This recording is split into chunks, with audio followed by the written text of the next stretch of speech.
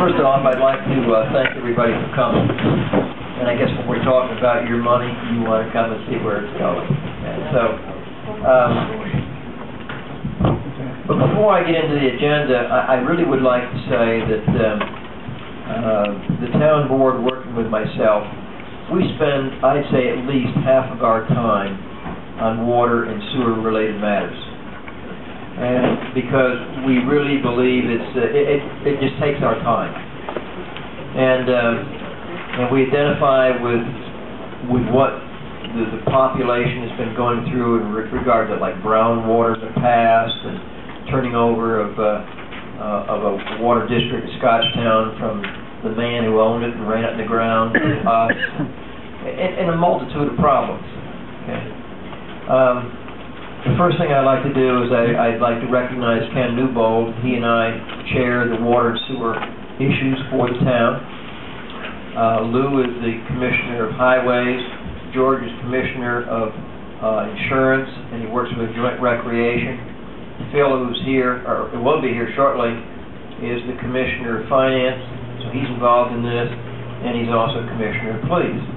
So, and in addition to DPW, Lou is also our coordinator with the Senior Center. So this guy on the board, isn't it? Could be. So anyway, we all have jobs that we split up, and Ken and I have the job or the privilege of working on water and sewer. I'd also like to recognize my predecessor, Ms. Bernstein, because she's the one who started this meeting about 4 years ago. Up to then, there wasn't much communication with the public at large on water and sewer issues. And what we've been doing since then is every year, in this case it's April, last year it was May, we try to talk to you about everything we know on water and sewer related projects, issues, this and that, get your input in regard to the same thing so that we can do a better job going forward. It was about 3 years ago when I first got into office, someone called, and I can't remember what the issue was. It might have been brown water, the rates or something, and this person said at the conclusion of about a half-hour discussion, somebody needs to do something. And those words have kind of stuck in my mind, and really, that's what we are trying to do, is to do something that you can't do for yourself. So with that, I'd like to go into and if you need a copy of what we're going to talk about, you don't have to have a copy, but we have some up here. And if we run out of them, we can either make more or you can share them. Okay. But the approach I want to take tonight is I want to talk about financials. I want to talk about projects that we have started, projects we have completed, projects that we're going to plan to do. I want to talk about federal stimulus money and grants. In the past year we got one grant. In this case it was for Scotchtown. But we've got grants in the past. By the way, we did finally get the money that Congressman Hall got for us. The $400,000, the EPA kept $17,000 for processing it, but we got $383,000 that we paid off your debt for that water line, and so you'll see it when we go through it. So grants have played a major part in what we're doing. And then I want to talk about the sewer history when it comes to Hamiltonian Park and Arcadia Hills. For people who've been living in our community, they've been reading in the paper about the dispute between the village and the town. Well, tonight we're going to tell you the rest of the story of how we got where we're at and what it is we're trying to do and why we feel very strongly that we're going to have to do what we got to do to represent those two sewer districts. Okay. So,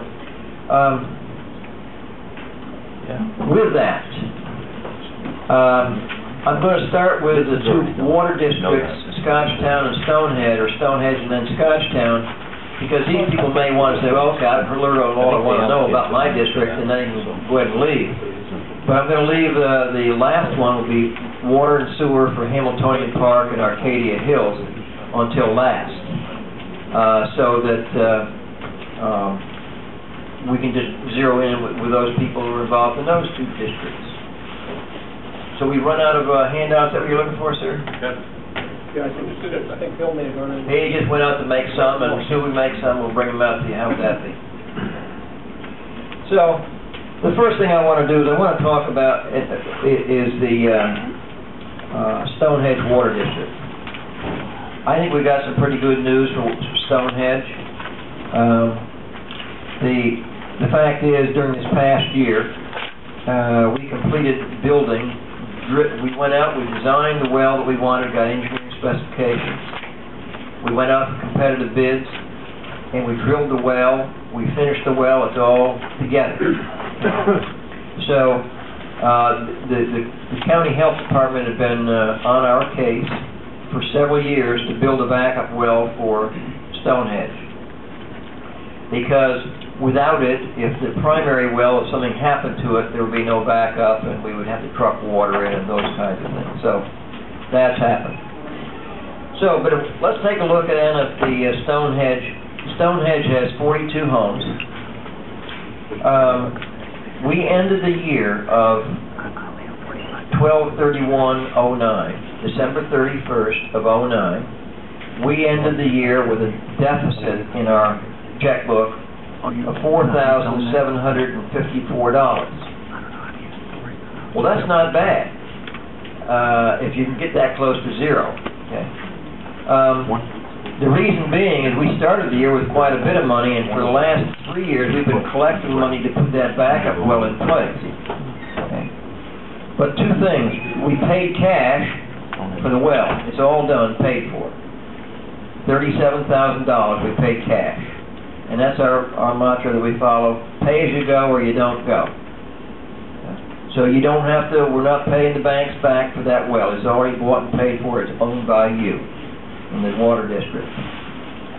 We had two major water leaks. They were bizarre. These leaks, the pipes leaked in places they never leaked before. They were 10 to 12 feet deep. We couldn't reach them with a normal backhoe.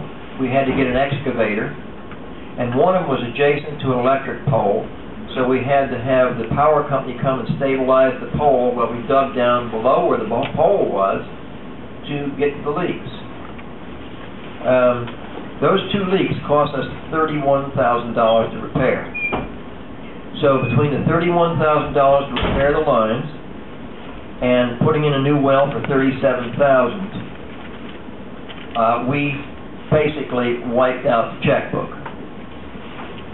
But that's kind of okay, because you're close to zero, and we really believe we increased the rates a little bit in terms of if you look at the rate structure we put in place.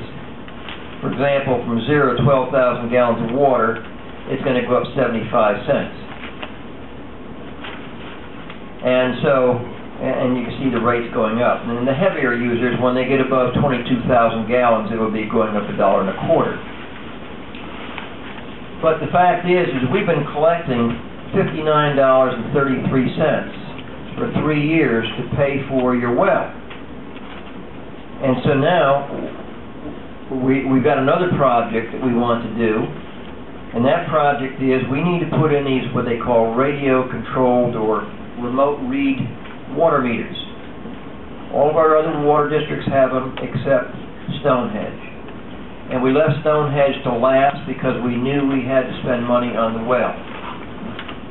And so what we're going to try to do is collect $25 a quarter, or $100 a year, from the 42 homeowners, okay, to collect that money to buy new meters.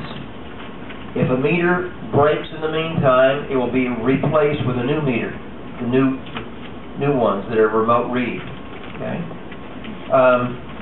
But anyway, when you look at it versus what you've been paying up to now, you're going to be paying $12.46 less per quarter, or it's a reduction, even with the increase we've got here. Okay, you're going to pay 4.68% less per quarter on average. These are averages.